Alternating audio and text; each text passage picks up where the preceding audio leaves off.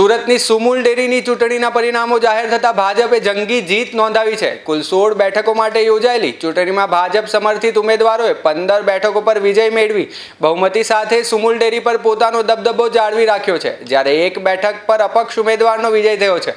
ચૂંટણીના પરિણામોમાં કોંગ્રેસને મોટો ઝટકો લાગ્યો છે। કોંગ્રેસ સમર્થિત ઉમેદવારો એક પણ બેઠક જીતવામાં સફળ રહ્યા નથી, જેને કારણે સુમુલ ડેરીની ચૂંટણીમાં કોંગ્રેસનો સંપૂર્ણ સફાયો હોવાનું ચિત્ર સામે આવ્યું છે। પરિણામ જાહેર થતા ભાજપ સમર્થકોમાં ભારે ઉત્સાહનો માહોલ જોવા મળ્યો હતો। વિજેતા ઉમેદવારો અને તેમના સમર્થકોએ એકબીજાને અભિનંદન પાઠવી જીતની ઉજવણી કરી હતી। સુમુલ ડેરી જેવી રાજ્યની અગ્રણી સહકારી સંસ્થામાં ભાજપને મળેલી આ બહુમતીને મહત્વપૂર્ણ રાજકીય જીત તરીકે જોવામાં આવી રહી છે। ચૂંટણી પ્રક્રિયા શાંતિપૂર્ણ માહોલમાં પૂર્ણ થઈ હતી અને મત ગણતરી બાદ પરિણામો જાહેર કરવામાં આવ્યા હતા।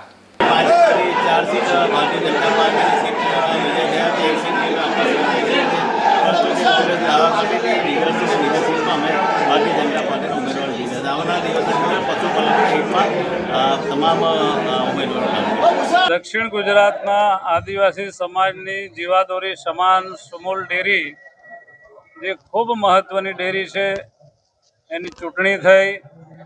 આજે મતગણતરી થઈ રહી છે, ત્યારે મતગણતરી અગાઉ જ ભારતીય જનતા પાર્ટીએ 7 જેટલી સીટો બિનહરીફ વિજય પ્રાપ્ત કર્યો છે।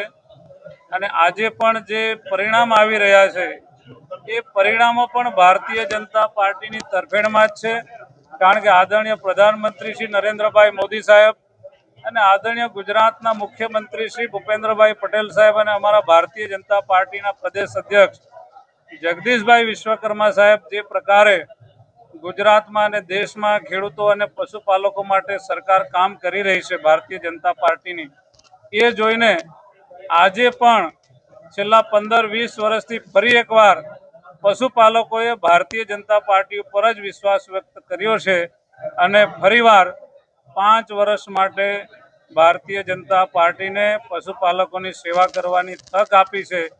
એ બદલ હું પશુપાલક ભાઈ બહેનોનો ભારતીય જનતા પાર્ટી વતી ખૂબ ખૂબ આભાર માનું છું અને આવનારા દિવસોમાં પશુપાલકોના હિતમાં આ સુમુલ ડેરી કામ કરશે।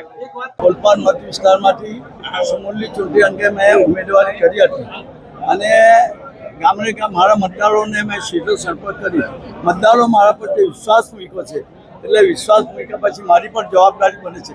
એટલે હું ખાતરી આપું છું કે પશુપાલકના હિતમાં હું નિર્ણય લઈને પશુપાલકના 2 પૈસા ક્યાં વધારે મળે એ દિશાના પ્રયત્ન કરવાની આજે પણ ખાતરી આપું છું। સહકાર મંત્રી બી ભારતીય જનતા પાર્ટીના કેન્દ્રમાં, અને તમે આ સહકારી આટલી મોટી સંસ્થા કઈ રીતે સેતુ બનશો?